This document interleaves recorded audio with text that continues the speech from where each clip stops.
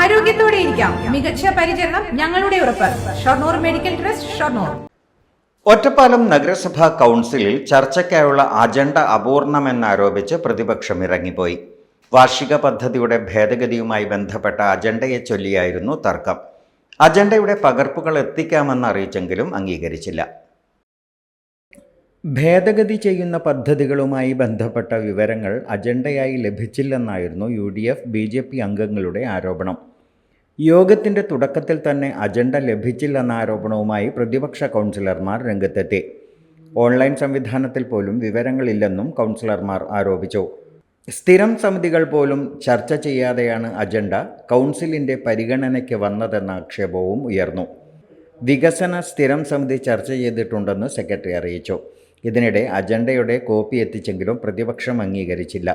ഇതിനിടെയാണ് UDF BJP അംഗങ്ങൾ ഇറങ്ങിപ്പോയത്.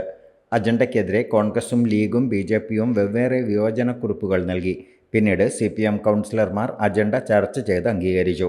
16-ന് മുൻപ് ജില്ലാ ആസൂത്രണ സമിതിക്ക് സമർപ്പിക്കേണ്ടതിനാലാണ് അജണ്ട അടിയന്തരമായി പരിഗണിച്ചതെന്ന് നഗരസഭാ അധ്യക്ഷ അറിയിച്ചു.